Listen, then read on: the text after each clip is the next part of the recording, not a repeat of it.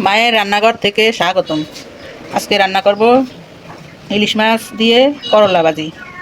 আমি ইলিশ মাছ ছোটো সাইজের করে টুকরা করে কেটে ধুয়ে রাখছি।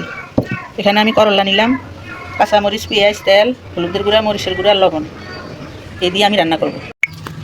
চুলায় একটা কড়াই বসাই দিলাম, তেল দিয়ে দিব।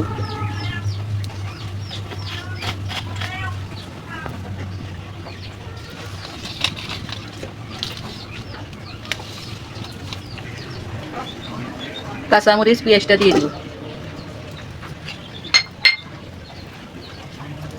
পেঁয়াজটা ভেজে নিব। পেঁয়াজটা লাল লাল করে ভেজে নিয়ে আমি এখানে মাছটা দিয়ে দিব। পেঁয়াজ ভাজা হয়ে গেছে, এখানে মাছটা দিয়ে দিব।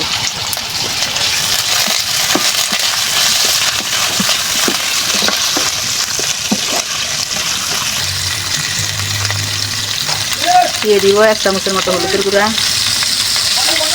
দিয়ে দিব 1 চামচের মতো মরিচের গুঁড়া, দিয়ে দিব 1 চামচ লবণ, দিয়ে ভালোভাবে মাছটাকে ভেজে নেব।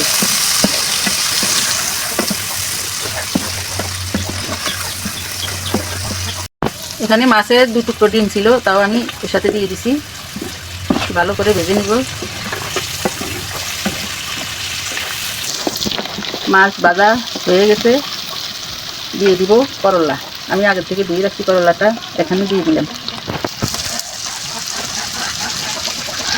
ভালোভাবে নেড়ে ছেড়ে দিব। আমি এখানে কোনো পানি ব্যবহার করব না, তেলের সাথে আমি করলাটাকে ভালোভাবে ভেজে নিব।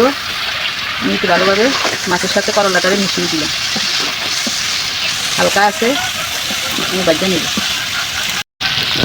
কোনো ঢাকনা ব্যবহার করব না, এভাবে আমি হালকা আগুনে ভেজে নিব। বেশি জাল করা যাবে না, মিশি দিয়ে পোড়া লাগবো। এভাবে আমি আস্তে আস্তে নেড়ে ছেড়ে ভেজে নিব। হ্যালো বন্ধুরা, ইলিশ মাছ দিয়ে করলা ভাজি রান্নাটা হয়ে গেছে। এখন নামিয়ে নিব। রান্নাটা আমার কেমন হয়েছে আমাকে কমেন্টে জানাইবেন।